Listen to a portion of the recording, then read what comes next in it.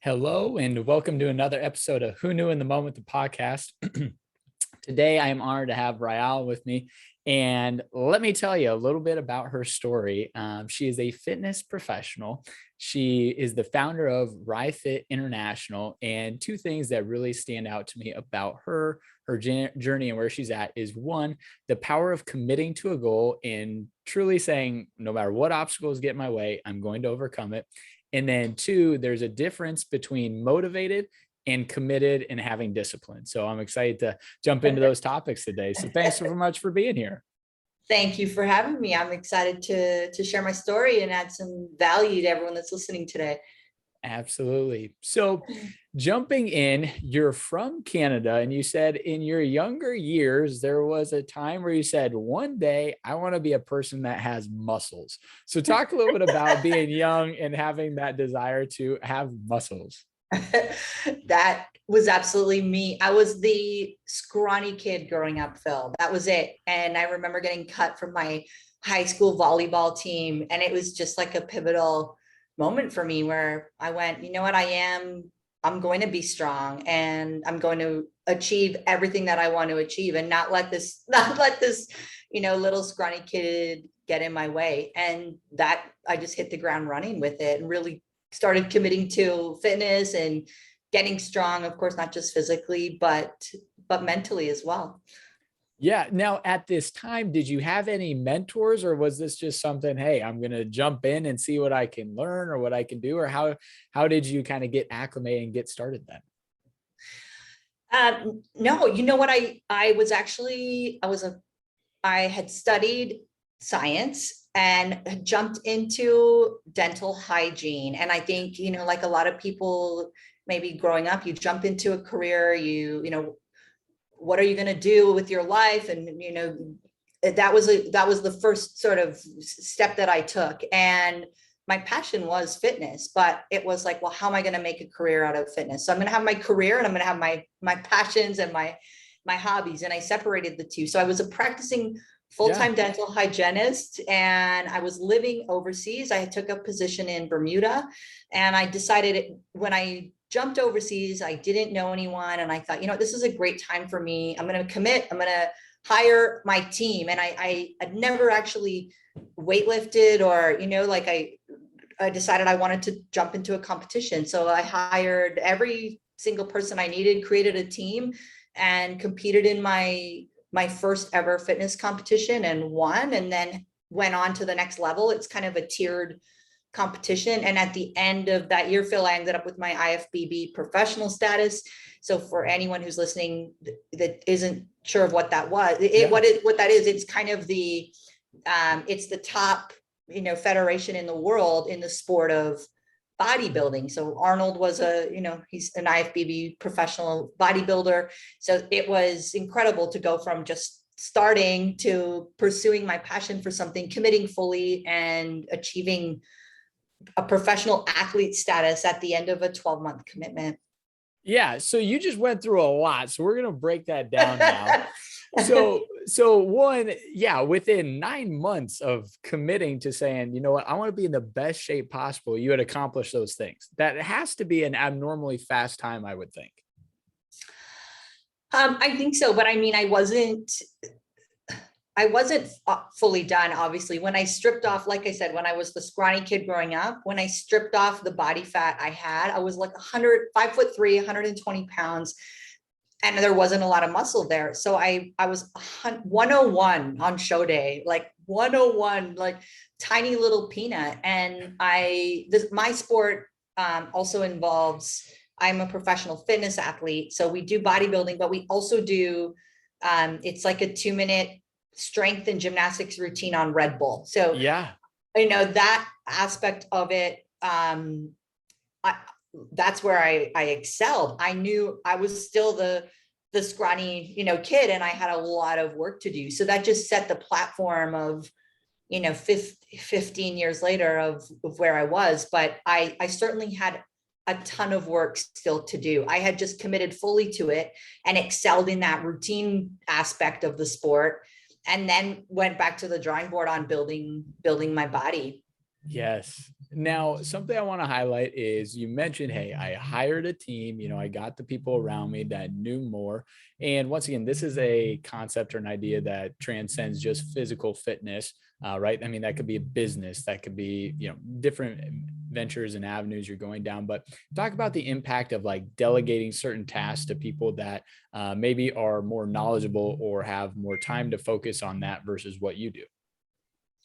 Oh, I mean, it's everything. I think that's why there are coaches out there, and that's why there are people that are, extremely talented in their areas. And we should do that. We shouldn't fear doing that. If you want to grow, you want to learn, you want to improve, everyone needs a coach. Even a coach needs a coach. I'm Yeah. now a coach, a fitness and nutrition coach, transformation expert.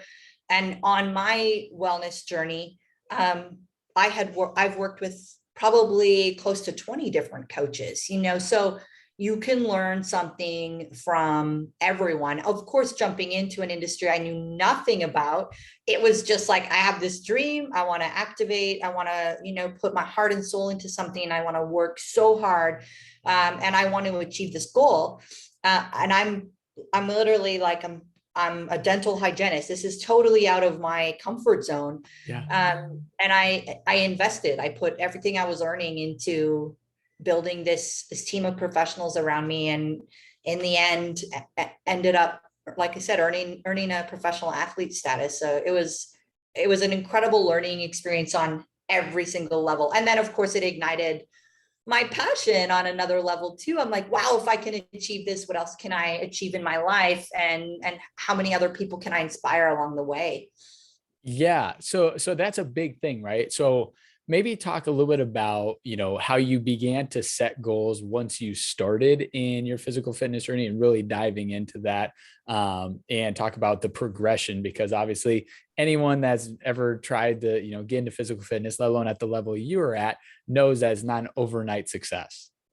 Absolutely. I mean, I just started to enjoy the process so much, Phil. And I mean, like we talked about just quickly earlier before you went live here, we talked about that commitment to growing and learning and Yeah. developing. And that's what I got addicted to, because there's not a lot of things we really do have full control over in our lives, but we do have control over what we put on the end of our forks Yep. and going to the gym. And I just became addicted to that entire process of self-improvement and controlling what I could control. Now, did I believe at that time I would have achieved what I achieved? No, I had no idea what this was Yeah. about to start, but I really just started to enjoy this entire process. And I started to just set small attainable goals every year, like, I'm going to wait 2 years and put on some muscle and train with, I hired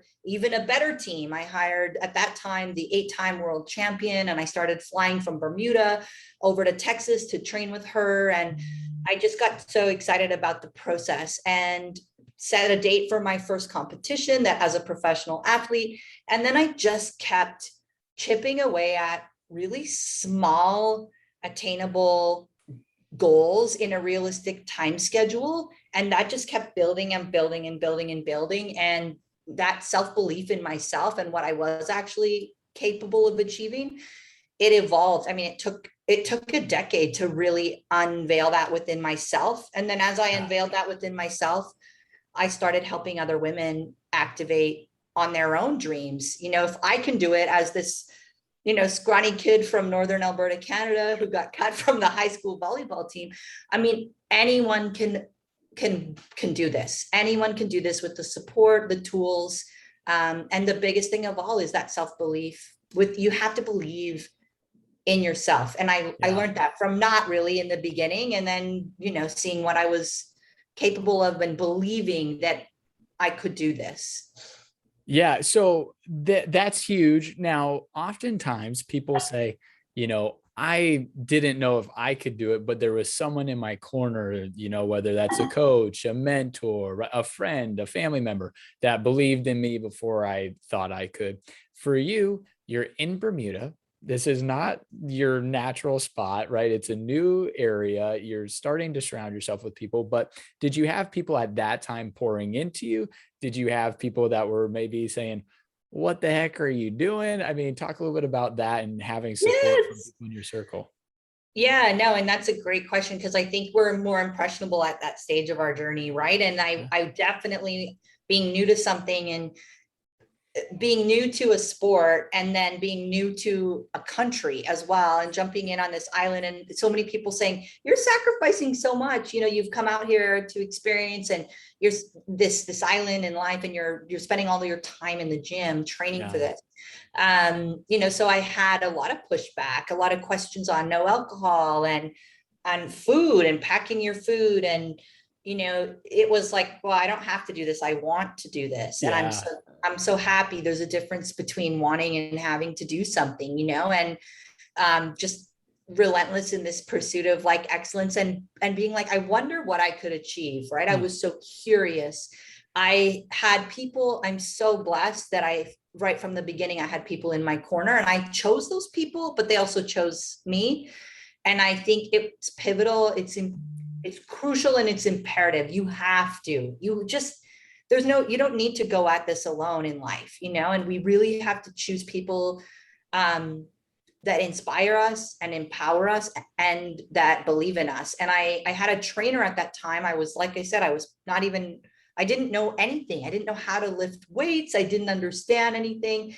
And I hired the top trainer who was a professional bodybuilder, this big husky guy from Barbados, actually, who was living in Bermuda. His name's Carmichael Bryan. And I started training with him and we actually finished our journey 45 professional shows in.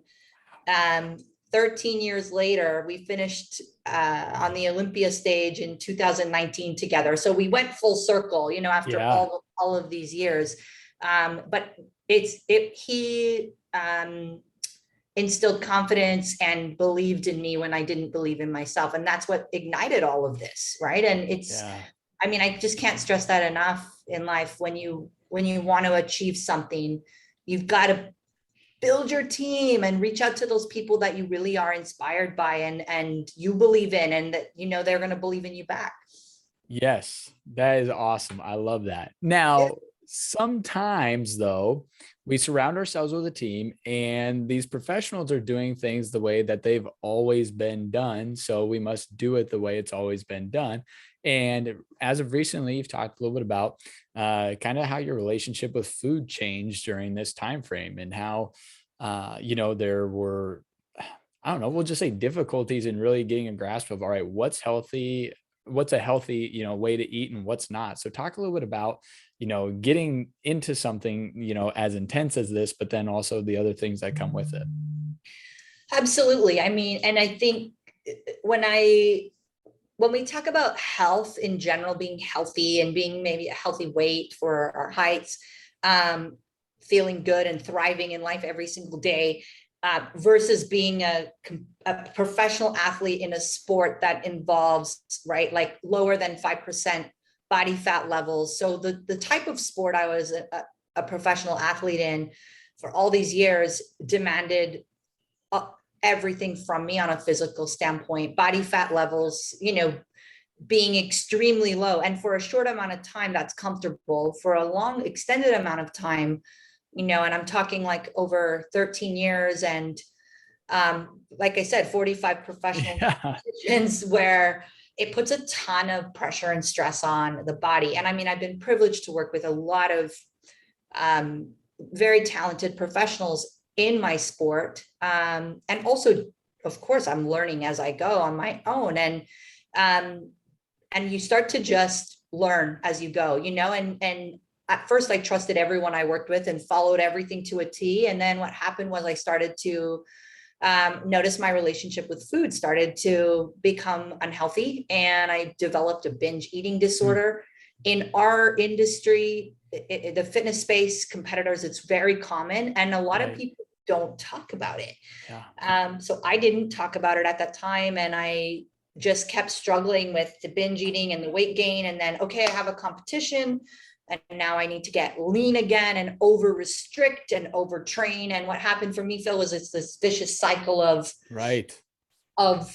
under eating, over restricting, and doing way too much output from an exercise standpoint. And at the end of my career, I had self-coached for the last 3 years as a professional athlete, and established a way to prep myself with a beautiful relationship with food, and to feel my best at my oldest. I mean, I retired at 41, and to feel my best, to look my best, to come out the Arnold champion, which is, the top sport in the top competition in my sport, and one you have to be hand selected to compete at, which for the first 7 years I applied with no response. Right. So to be standing on that stage beside Arnold, and I did the US and Australia back-to-back titles that year, and it meant so much more to me than, this wasn't just about the win. This was about overcoming. I mean, that was one of many of my setbacks, but that one was a big one, because that I knew I was going to have the power to help other women, other people in general, not just women, but help people change their life. And I think food, we all struggle. Everyone at some point has, you've overate, consumed something that you felt sick, or you've struggled, right? Everyone has at some point struggled. And I think it's important to talk more about things like that, right? Like, it's okay. And it's actually like normal. We all go through something like this. Why is it something that no one talks about, especially someone like myself, that people think, well, she's got it all figured out. Well, guess what? I do now, but I certainly didn't then. Yes. So.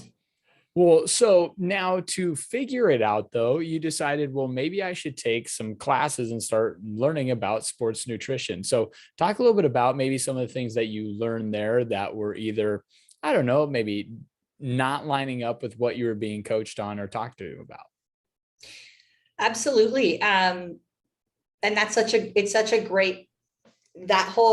your question's great, because we should always challenge norms, right? And we should try to think outside the box. And why, when something's broken, do we not fix it? This is not working for me. This is what everyone does. So, right?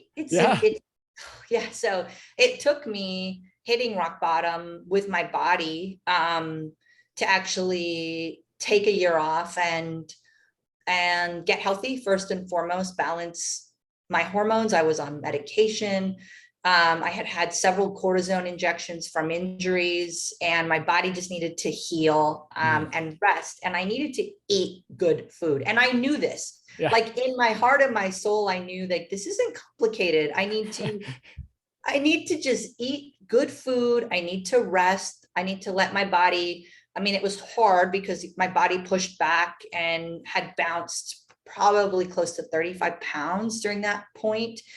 And being a top ranked athlete, people are kind of watching, like, what's going on with her. And, you know what I did, Phil? I just put my head down and I just chipped away, and I invested again in some top coaches, not in my industry though. This time I went holistic.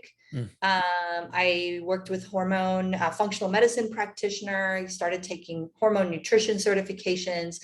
My whole mindset around food changed from calories to really understanding nutrition, and micronutrients and what we really need to be eating to thrive. And can I eat this way and still be lean? Can I eat this way, still perform and recover? And of course, I mean, the bottom line is I performed better. I looked better. I recovered faster. The whole experience, I wasn't having any more binge eating episodes. I was still able to go out and enjoy a burger and an ice cream once a week, because my body was working for me. And the most exciting part about that in overcoming this was I knew I was going to be able to help and make impact with so many other women that were struggling from this. So many lessons learned. If we're not healthy at the base of what we're doing, whenever you set out on a quest to achieve I want to get lean. That's it. This is it. Yeah. After Christmas, that's the big, I'm hitting this diet and I'm going to hit the gym. And, no, it's got Yeah. to be first and foremost, a lifestyle, and you've got to be healthy for your body to give you what you want. Absolutely. I love it. I love it. Yeah. Taking temperature of, hey, what's my body telling me? That's so important. That is so important. Now, Really. in 2009, you said, hey, for a competition, you dressed up as Wonder Woman. And talk a little bit about that. Was that to give you confidence? Was that because you thought Wonder Woman was badass? Talk a little bit about that. Yeah. I mean, we have our fitness routine, and Yeah. you can, really go out there and do anything and be anyone you want to be. And Wonder Woman, I'm like, oh, this is great. And that inspired me and motivated me to put together a really powerful and fun, and to have fun as well. The routine aspect of our sport, of the sport of fitness, is exciting because it's a performance. So, you really transform and go out there and perform, and you're scored on strength skills, but it's a performance. So I look at the evolution of my fitness routines over the years, and it was exciting to see, like, me, my own personal growth, and actually like grow through the evolution of who I was and what I did in my routines as well. Because when I ended my career, I was working more with Cirque du Soleil artists and professionals in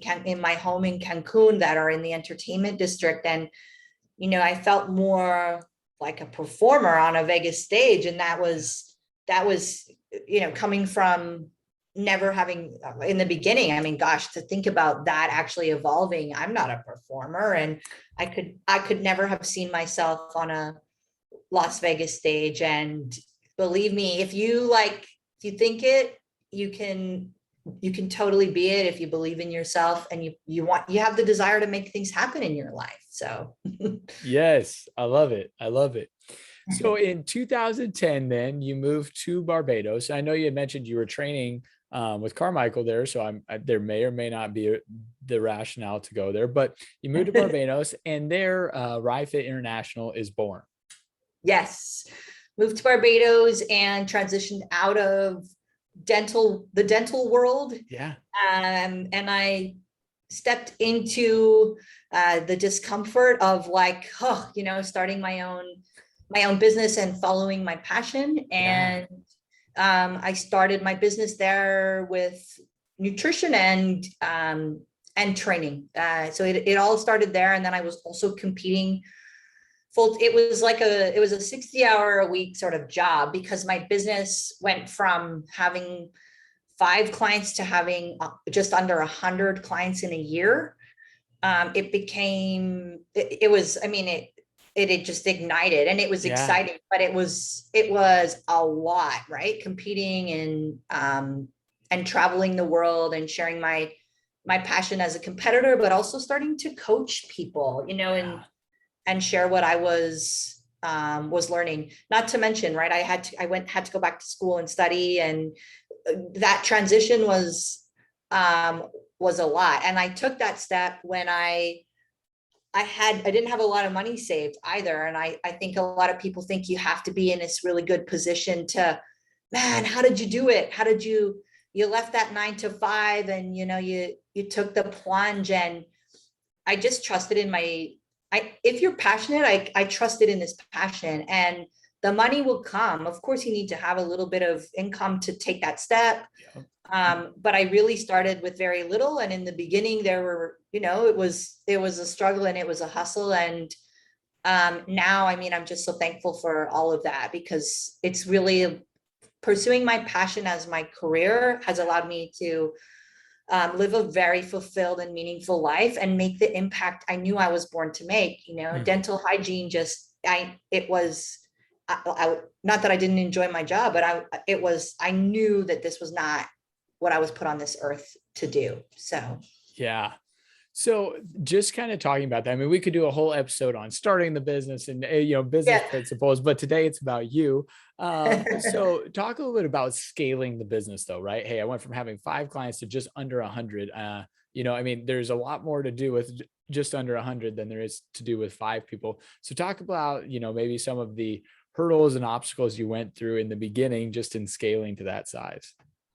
Oh, I mean, when I scaled, Phil, it happened so quickly. Yeah. And remember, I didn't have business experience, so I had a Right. business coach. Of course, I hired a coach at the time to help me, but it was I wasn't prepared for that, and I didn't really know how to handle that growth. So Mhm. literally, where I was doing everything, like there was no back then with online coaching. So I had clients that lived locally and I had clients globally. Yeah. There was no automation. There was no, I'm doing everything myself. I'm invoicing people, and it was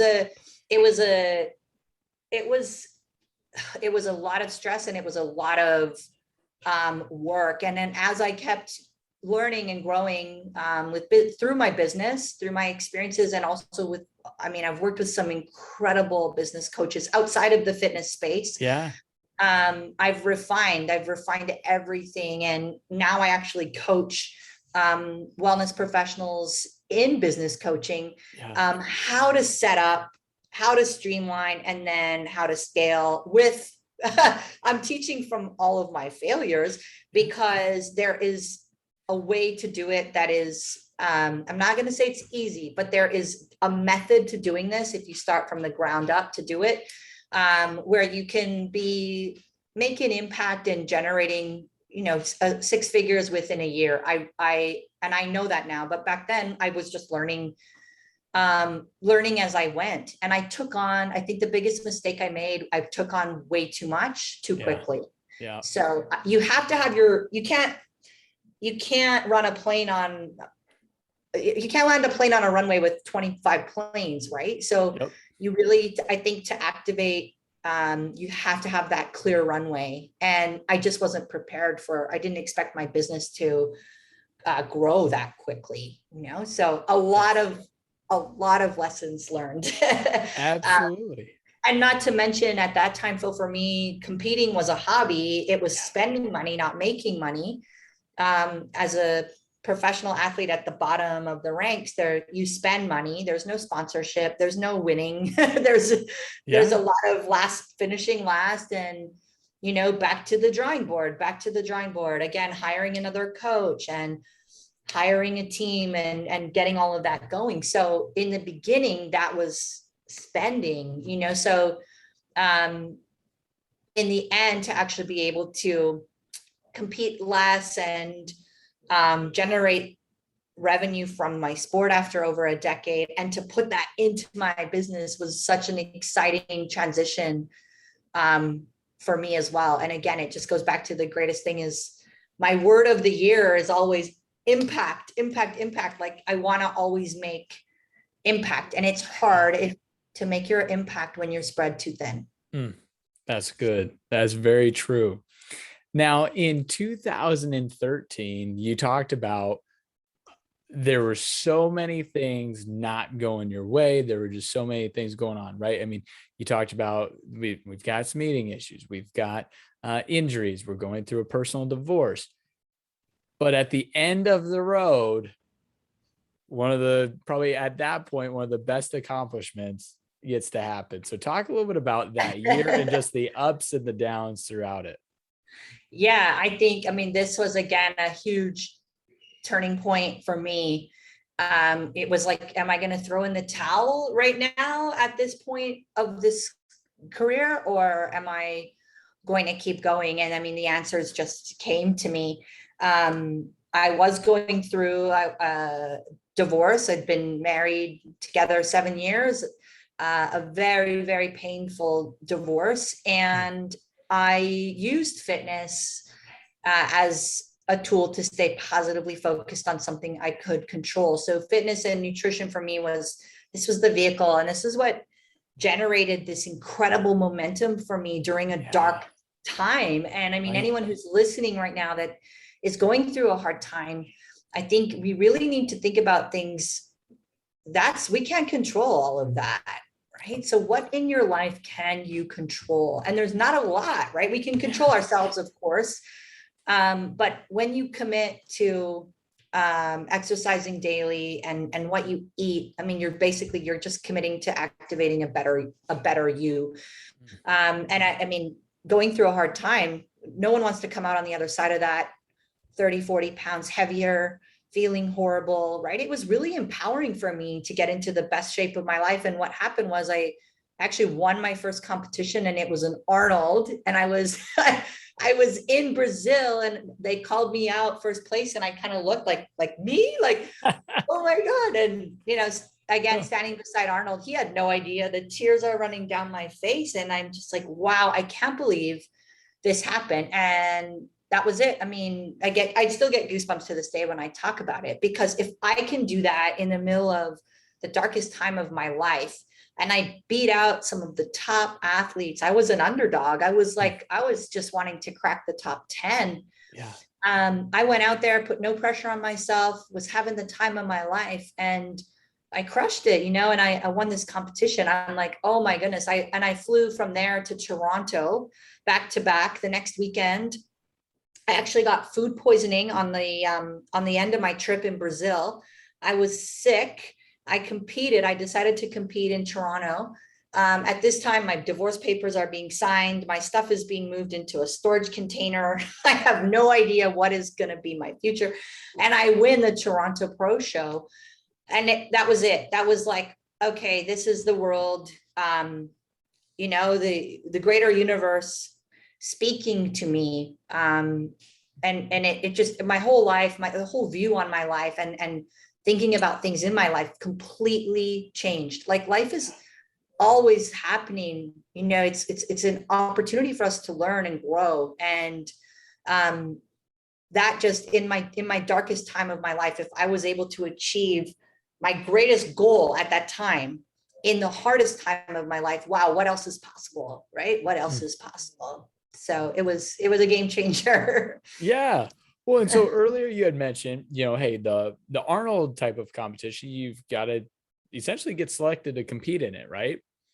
Yes. And you had filed or tried to 6 or 7 times before and just hadn't got accepted. So talk a little bit about the perseverance that it takes, because I mean, how often do we hear from people, well, I tried this a couple of times, or, you know, I tried doing this for a week and it just doesn't seem to be working. So talk about having such a big goal that the, you know, obstacles along the way or the rejections along the way don't stop us from continuing to move forward. Yes. When you want something so bad, I mean, I felt the desire to do this at the bottom of my midget toe. I mean, it was in there. It was like, you want this. And I was so incredibly, insanely committed to this. And in the beginning, it was about me and my personal quest. And then after that moment I shared with you, it wasn't about me anymore. I did this now, like I can make impact with the world and with other people by sharing my story and my experience. But it was from all those years of that perseverance. You can't, the number one person in the world you should never quit on is yourself. And if it happened right away, and if things in life were easy, it wouldn't be worth it. And why do we innately as humans, we always want to push away hard. It's hard. It's difficult. I'm just going to live life in the comfort zone. I mean, nothing great ever happens in our comfort zones. So, I mean, anyone who's listening right now, and if it feels hard, you're on the right path, you know, embrace the hard, because hard is where our greatest breakthroughs come through personally, and growth. You have to choose, right? You have to choose hard, and hard. If you're choosing hard, you're also going to choose to grow. You know, so it's powerful. It's powerful stuff. Yes. Rewind that. Listen to the last minute. That is golden nuggets right there. That is golden nuggets. And somebody needed to hear that. It could have been me, but I think everyone needs to hear that. So no, yeah, don't quit on yourself, you know, and these are things now I share with my one-on-one clients, and when people come and work with me at one of my international retreats, is activating on your own greatness. What's stopping you? What's been stopping you? What are your greatest obstacles? Let's put a plan in effect to bust through those obstacles and activate on you. Anything you see for yourself, it's there, right? It's there. How much time is it going to take, and how committed are you to being, that ultimate level of perseverance to get there? So how bad do you want it? Bingo. I love it. How committed are you to the perseverance to get there? That's perfect. Yeah. So for you, I can only imagine that having success in these competitions leads to more business success and business opportunities. How does one juggle that? That's a great question as well, Phil. I love it. You're just nailing these. These are good questions. I think I learned, like I said, a lot from my failures, and I'm very transparent with that, because now when I coach other professionals with setting up, streamlining, scaling businesses, there's so many things I would do differently. And it took me a long time to figure that out. So I think now really focusing on, when I think about making an impact, I'm not for everyone, and everyone isn't for me. And I think connecting with your perfect people is so important. And I'm highly selective now about the people I work with. They have to choose me, but I also have to choose them, because if not, I can't make impact. I can't. So I think getting more selective about, and that we can, we could drip that into everything in our lives, right? Absolutely. Where you're putting your energy, creating healthy boundaries, your distractions. I think we need to be very, very selective about this. So to that point, you said your word for the year, and what it has been impact, impact, impact, impact. So my phrase for the year is saying no to things that I want, so I can say yes to the things that I want most. Yeah. Yeah. And for me, it's easy to get caught up in saying yes to things, right? But once again, as we've all heard, every time we say yes to something, we're inevitably saying no to some other opportunity. And so it's, how do you balance that? And what's my priority versus, what sounds fun in that moment? Yeah. And I bet you had to get, I'm not even going to say clear, Phil. I bet you had to get micro clear on that. Right. And sit down. And if that's your focus for the year, sit down and go, what is that January? And breaking it down and looking at where you're investing your time, because we don't spend our time, we invest it, and that puts the power in us, right, to choose these things. So it's incredible when you take back that power and you look at where you want to invest that time and the impact you want to make, where you want. It's all there. It's all there for the taking, right? Absolutely. I love that. We don't spend our time, we invest it. Once again, another golden nugget. Well, but it's so true. I think, I hear so often, if only there were more hours in the day. And if only, it's like, but really there's a lot of hours in the day. If you take a pen and you write down every hour, where are you investing your time? You probably see a ton of wasted time, right?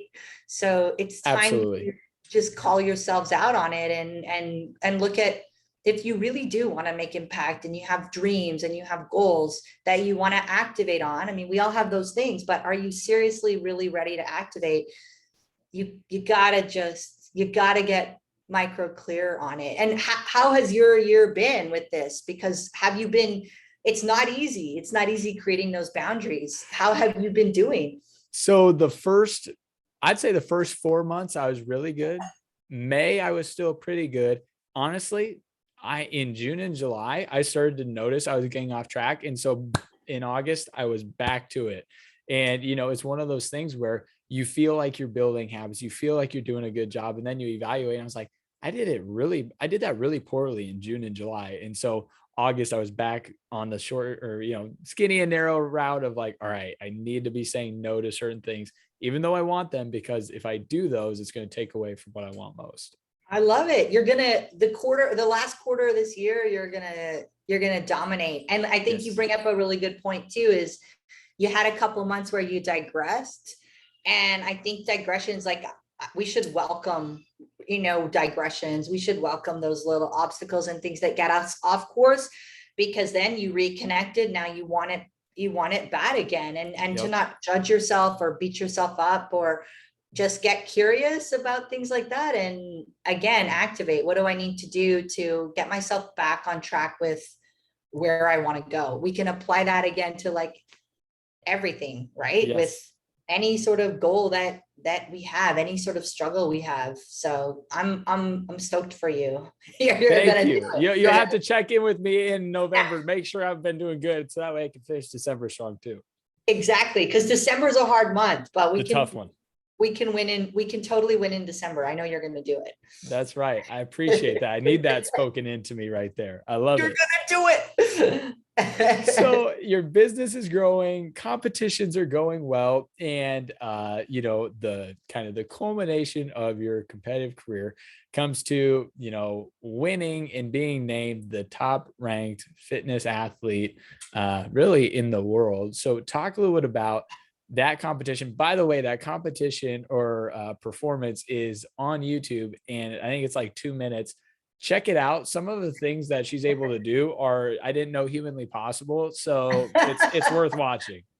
Well, thank you. I appreciate that. At 3.5% body fat, right? Yeah, thank you. I appreciate Unreal. that. And I think she's got like a 52-inch vertical. It was such a fun sport. I mean, I got addicted to that, right? Not a lot of things in life we can get better at with age from a physical standpoint, and this sport allowed me that opportunity. So yeah. Yeah. We'll talk about winning and, being named that. I mean, I think, once again, you've put so much time and effort into this, and once again, it's kind of the culmination and I mean, the highest echelon of, an award that you can really receive in the industry. So once again, that moment itself being named that only lasts for a minute, but just talk a little bit about, hearing that and just the feelings of everything that you put into it coming to that spot. Yeah. I mean, there are no words to convey what it meant to me. And, like I said, that word, I keep coming back to that word impact, because that title, allowed me the greater opportunity to make more impact in just earning that title. The perseverance, the commitment to myself on all levels to see this through, to continue to show up every single day in the best way possible for myself, no matter what life was throwing me.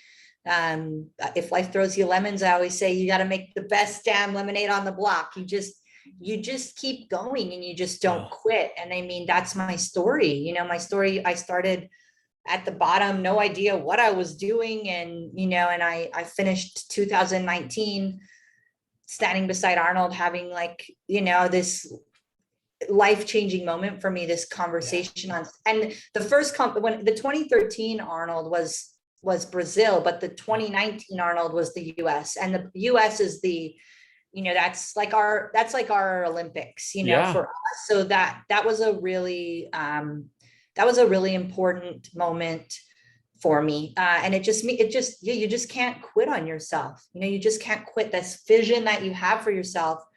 You have to let that lead the way always, this greater vision, but set those small achievable goals. It wasn't like, if I put myself on that stage 5 years before that, and that was where I wanted to be the next month, I would have failed, you know? So you just break it down and you just keep that vision. That's the guiding force. That's what's pulling you out of bed every single day. That's what's igniting your excitement.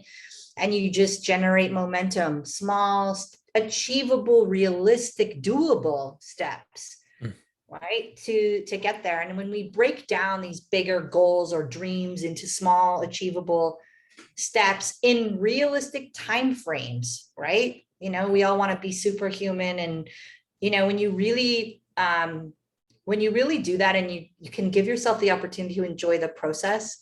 I mean, I'm just telling you, this is where the greatest growth and these life-changing moments really happen, these breakthroughs, so. Yeah.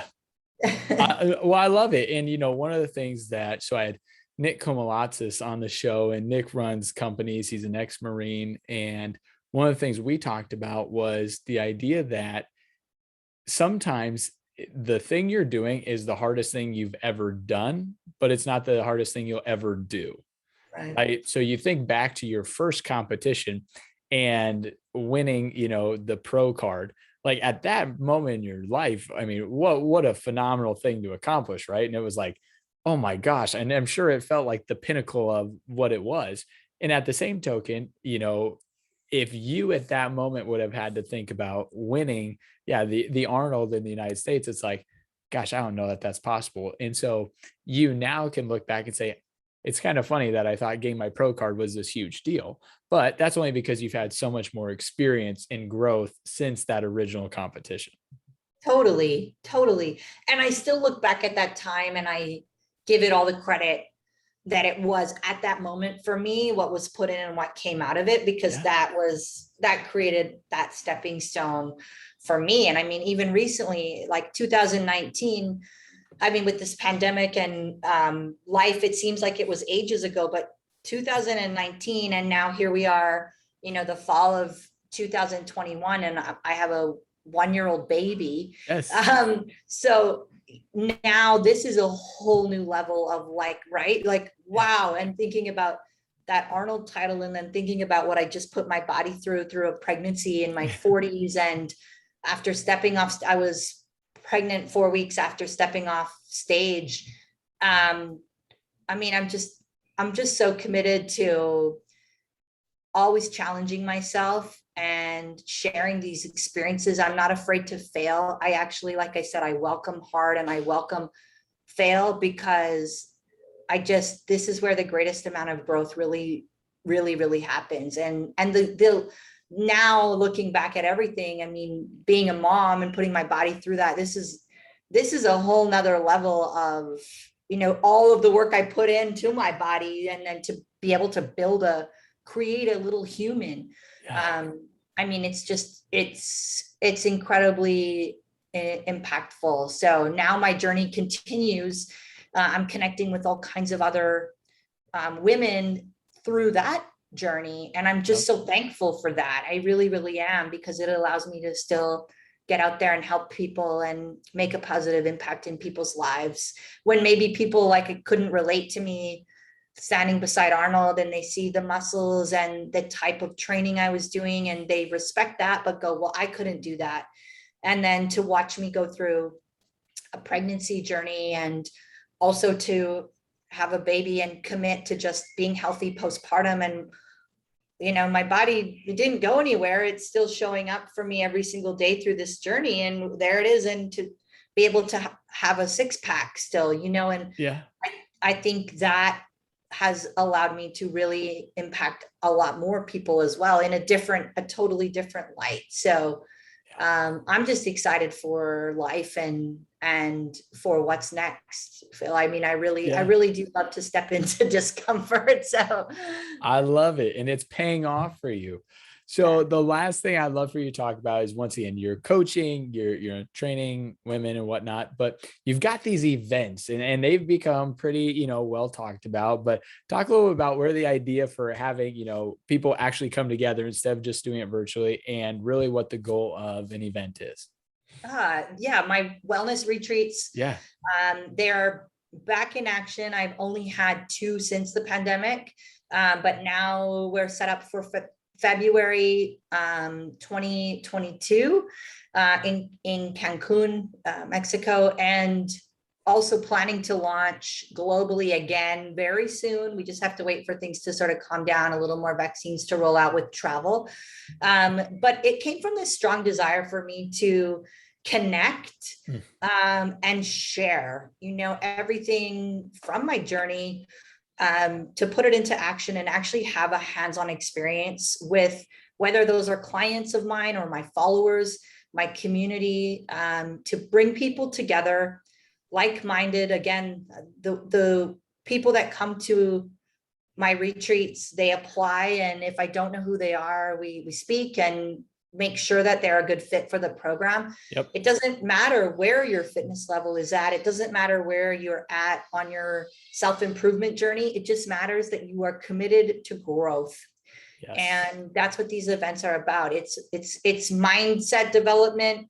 It's fitness, right? Of course, we go through daily workouts. Do you have to be, I've had professional athletes and I've had very brand new women come out that are new to fitness, and their goal is, they want to lose 30 to 40 pounds. So that doesn't matter. It just matters that you're committed to learning and growth. And it's been an incredibly powerful, impactful experience for me to be able to have that hands-on opportunity to, again, make impact and create change and teach and give the tools versus just instruct. And I feel like in the beginning of my journey, if I would have had someone teach versus just tell me what to do, like, why am I eating this way?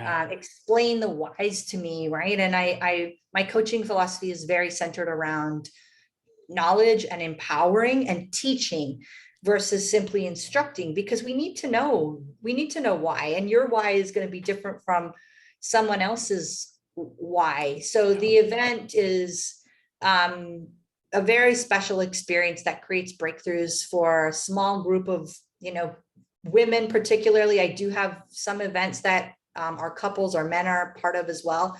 But an incredibly intimate experience to create breakthroughs in all aspects of your life. So the February one, I have a corporate life coach joining me for the mindset development. And we're in a beautiful luxury villa on the beach in Cancun. We have a chef. We are doing all kinds of live workouts and cooking workshops and seminars. So as well as some fun in the sun with yacht tours and going out for healthy fiestas. I mean, everyone who doesn't have fun in a Mexican restaurant. Absolutely. Yeah. So it's the events have just really ignited me on so many levels, because it's that in-person opportunity to make that impact. And I also travel to see people privately throughout the world, to work with people privately, whether that's in their homes or their families, I love the family interventions as well, to just get in and really make individualized changes for people. Absolutely. Well, Ryall, I appreciate your time and sharing your story. I mean, what a fascinating story. Who knew in the moment when you'd start committing to fitness that one day you would end up being, Miss Arnold, right? The fifth person in the world. What a cool thing. But thanks so much for sharing all the awesome nuggets and tidbits of, overcoming obstacles, being willing to step into uncomfortable situations to get what you want most. And we're going to have to do this again here in the next, 2 or 3 years and see, from the business ventures, what else has come up and what you're continuing to do. We'll see where we're both at that time, right? Because I love it. I know you're committed to next level too. So that's right. Well, thank you again so much. Yeah, thank you too. Thank you to everyone who's listening. Go for it. We got to go for it in life. I love it.